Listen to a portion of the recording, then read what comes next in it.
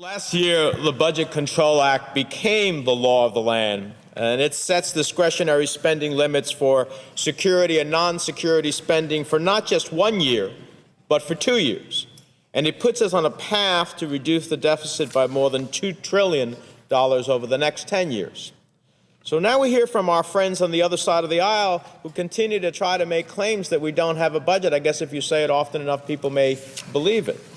But it seems that our Republican colleagues have selective amnesia about the Budget Control Act. We have a budget.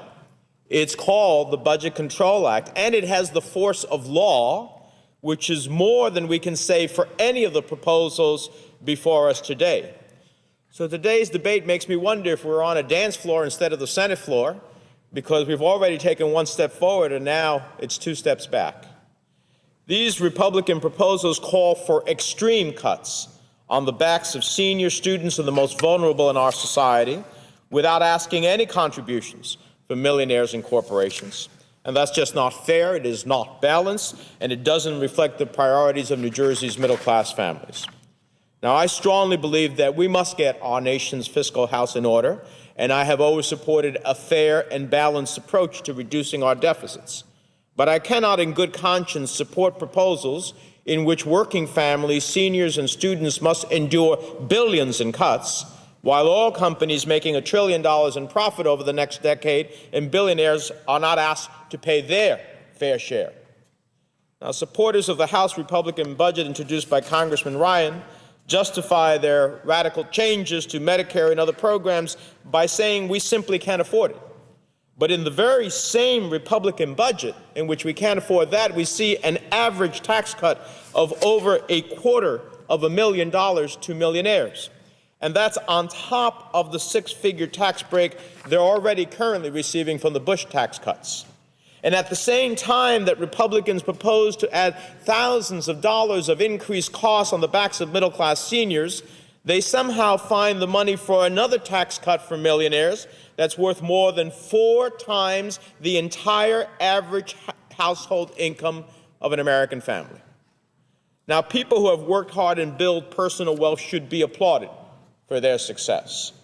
At the same time, many of them are willing to contribute to help the nation in this tough economic time if we ask, and we know from experience that asking a fair share from the wealthiest and most successful, as we did during the Clinton era of prosperity, will not break our economy.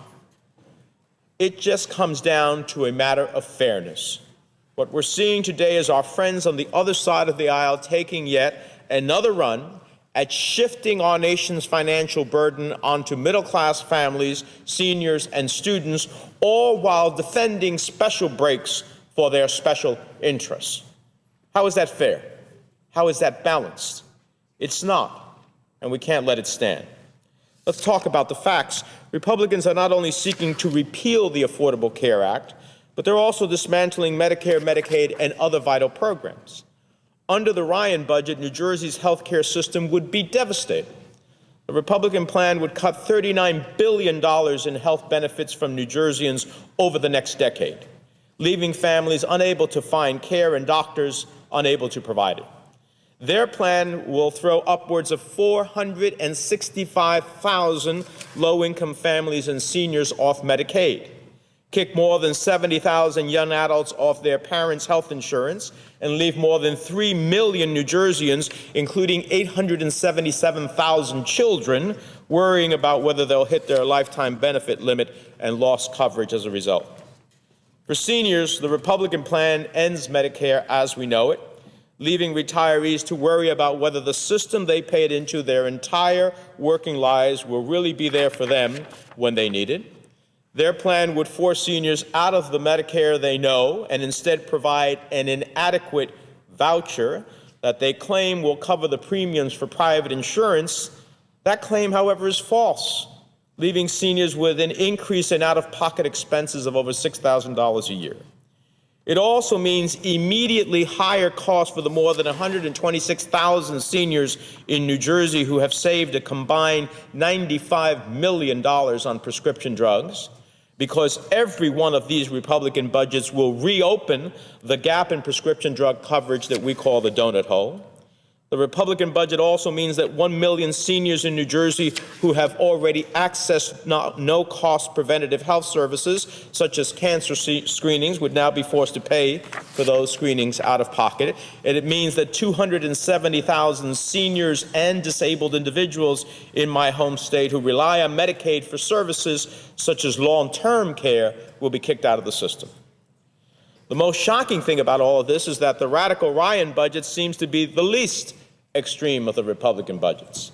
For example, Senator Paul's proposal calls for Medicare to end abruptly on January 1st, 2014, while simultaneously decreasing Social Security benefits and raising the eligibility age to 70. And Senator Toomey's plan would force seniors off Medicare and only provide a modest voucher to purchase moderate coverage, private coverage, I should say. It would slash Medicaid by nearly $1 trillion, $180 billion more than even the Ryan budget calls for, and shift a massive and untenable burden on the states while leaving millions of families without coverage. How is that fair and balanced? It's not, and we should reject these proposals. Here's another fact about the Ryan House budget. Instead of making college more affordable, more accessible, more achievable, the Ryan budget will do the exact opposite. It will create additional obstacles for students that could, according to the study by the Education Trust, ultimately take Pell Grants away from 1 million students. And for those who aren't kicked out of the system entirely, it will freeze the maximum Pell Grant award, despite tuition raising far above the rate of inflation. And to add insult to injury, the Ryan budget would allow the interest rate on subsidized Stafford loans to double, a debate that is all too familiar to this body. Now, my Republican colleagues claimed to support lower rates, then filibustered them, and now they're proposing a budget that would allow the interest rates to double. So for more than 60% of students who receive Pell Grants while also taking out loans, the Ryan budget is a double whammy. Not only will they lose some or all of their Pell Grants, but they'll be forced to pay double the interest on their loans, which will only increase with a reduction in Pell Grants. Today, receiving some form of higher education is almost a prerequisite for a 21st century career. In fact, young adults with only a high school diploma are almost 3 times as likely to be unemployed and earn just over half as much as those with a bachelor's degree. But even as the demand for college graduates in the workforce increases, so have the costs of tuition, making higher education all the more critical, as well as for the nation to be the global leader competitively. Yet more out of reach for millions of students if we follow these plans. How is that fair? How is that balanced? It's not, and it just shows the misguided priorities that are behind these proposals. Middle-class families can't afford it, seniors can't afford it, students can't afford it, and that's why we can't afford to let it happen.